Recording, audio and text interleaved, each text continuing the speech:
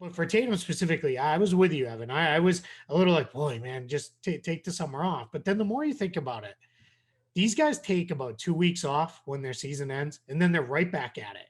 And they're going to play somewhere, whether that's these kind of informal, high level pickup games where it's, 7, 8 NBA guys together and maybe a couple fringe guys or, trainers or whatever it is. And they're going to get after it. At least with Team USA, it's structured, it's scheduled. There's going to be rest days built in. There's going to be all this stuff. And it's not, I mean, let's be real. He's not going to push himself overly hard in these games, hopefully with, a 12-man roster of, NBA star level guys. So, my hope is that this is much more of a positive experience because we've seen young guys like Tatum use the Olympics as a springboard to great things. And he's already an all NBA level player.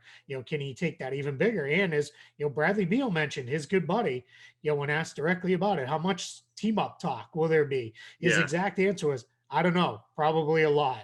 I'm trying to get too intoxicated by all the interactions between Jayson and right? Brad Gill, because it just everything is. And then once they start playing together, it's just going to be all time speculation. That's it. It's going to be Tatum and Beal in the hallway with holding up the two fingers. Yeah, like, two match lines.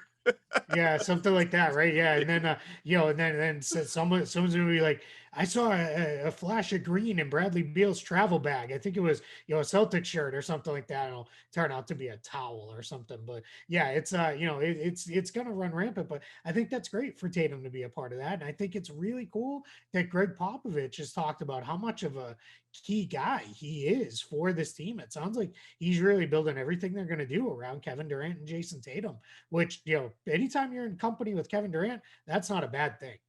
So I want to keep going with where you just left off right there, because that's what I was thinking about the whole time that you guys were, talking about the pros and cons. We've had so many conversations in the history of this show right around All-Star time, obviously, like, should they go, should they not go, are they too hurt? Like, Kemba shouldn't have gone, Kyrie shouldn't have gone, should Tatum or Brown be there? All that stuff based on injuries surrounding the moment. And the All-Star experience is great for these guys to be on that stage and to be around their peers. And again, we joked about a potential team up, obviously, and it's a very real thing. You see it, obviously, but that's a different animal. That's a weekend in the middle of the season. This right here, I think, has so much value beyond that, the Olympic experience. I mean, we're talking about these guys being together, some of the greats in the league. And I know it's not across the board because different guys from different countries are going to play on their respective teams, but some of the great American players obviously being together for a span of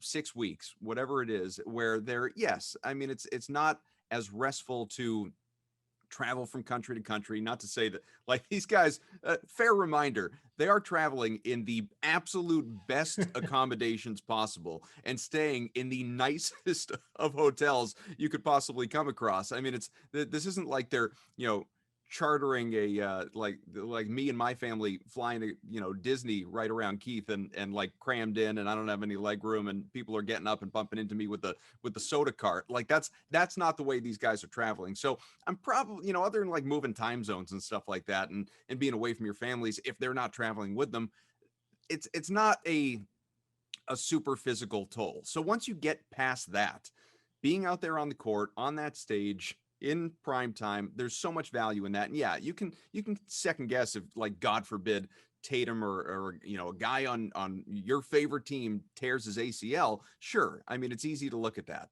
But when you look at the off-court stuff, you look at the ability to Tatum and Beal together, and they've been dreaming about this moment their entire friendship, going back to when they were children in St. Louis, and the possibility of this being to a larger scale than obviously the All-Star game and a recruiting tool. Like, we know how LeBron and Bosch and Wade came together. It was through the Olympics. They talked about it. That was when that plan was put in motion, and poor Carmelo Anthony getting left out of the whole thing. But then you also have, it's just never bad to forge a relationship in a bigger way, a more meaningful way with your new head coach, Udoka being there every single day around Tatum as an assistant coach. It's never a bad thing to learn at the feet of a future Hall of Famer in Gregg Popovich for a span of 6 weeks, where he is your head coach. You're so used to hearing Brad's voice, whomever else's voice. Well, now you get Pop for the next 6 weeks. There's no downside to that. There are just so many other factors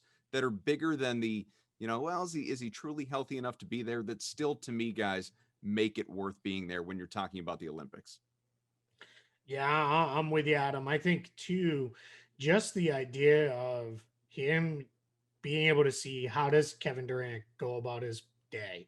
Well, how does he get ready for practice? How does he make every rep count in practice? How does he get ready for games? How is he making sure he's taking care of himself physically? Those kind of things.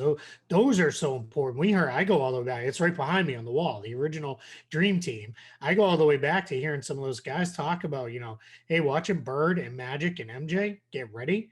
Like, those guys were closer in age to them, but I learned things from those guys. I know it didn't turn out to be a great NBA player, but Christian Laettner talked about it a lot of, the things I learned just by watching those guys get ready every day, how huge that is. And that's carried over from team to team to team. And that is so big. And then the other thing is too, this is a little different because I don't know how many of these guys are bringing their families.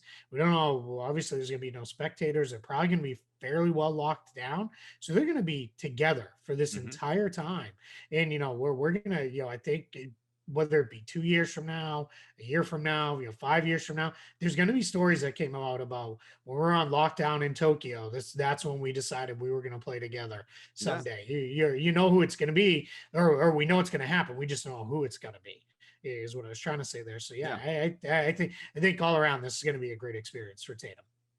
Plus, he gets to wear Kobe's number, right? Which is, again, Kobe has a checkered past. We all understand the complications here, but for Jayson Tatum, who grew up idolizing Kobe Bryant, like a lot of people his age group did, to be the guy that dons the number, to be the first one to do it after he passed, like that's, Tatum's had a lot of accolades, but I'm not sure there are too many more than getting to wear his favorite player's number on the team that, represents his country. So, I mean, again, just seems like everything right now is coming up Jayson Tatum.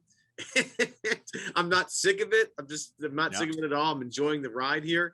I'm waiting for somebody to pinch me sort of thing so I can, come back down a little bit. The Bradley Beal recruitment potential, him playing again with Kevin Durant, learning from him, learning from, Udoka and Coach Popovich again. This is all great stuff. And that's the thing that I missed, I think, Keith, when we first talked about this was, how beneficial this can be for a guy like Tatum that's still on the rise. You look at Luka Doncic, like he's playing with a bunch of guys that are, not nearly as good as him. So for everybody else, it's like, get to play with Luka for a while. Whereas like Tatum is playing with guys that have been established in either they're, Kevin Durant and way better than him, and that's who he's chasing, or guys that are around his level they can compete against and get good runs in with. So, as we look towards the upcoming season here, you talk about that springboard. I am curious how Tatum gets used with this team. Like, is he, Popovich talked about him as a two-way player. Do they use him more as a facilitator at some, like, I am curious, any ideas of how you think they might use Tatum in this particular round of competition? Yeah, my guess is he's going to do what he did with him in the World Cup before he got hurt, which is, hey, run the offense a little bit for us. They don't have a lot of true playmaking guys on this roster. It's a lot more scorers and shooters than it is true playmakers. So I think they're going to say, hey, go out there, create for yourself, create for others, get us into some stuff. And those reps are huge because this isn't Team USA shows up and they roll out the ball and they're up by 40 by halftime and they coast the rest of the way. They're going to be challenged in these. We don't walk over everybody the way it used to. There'll be a couple blowouts in the mix for sure. But yeah, it's definitely going to be very interesting to watch his development with that. And it's funny because I think of two things. One, he's going to come back with some kind of new move or something, and we're going to be like, oh, he picked that up from KD, or he picked up, that move from Damian Lillard or somebody. And then the other thing is, invariably it's going to happen. He's going to go through a week-long shooting slump where he looks kind of tired in, beginning of January, and everybody's going to be like, see, I told you shouldn't have gone to the Olympics. What a mistake it was. How irresponsible, and he doesn't care, and, all those things. And then he'll probably go on a tear 2 weeks later, and everybody he doesn't care about his team. He just cares about his country. Yeah, that's it. Yeah, right. It's how dare he sacrifice for his country? But yeah, we know it's going to happen. It's just, in the end, how it's just, you got to get past it and get over it, because again, more good from this is going to come than bad.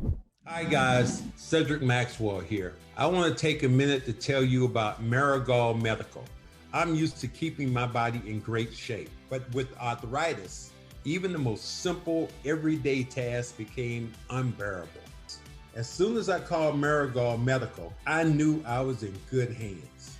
No drugs, no surgery, just an experienced team of caring professionals that wanted to get me back to doing the things I love.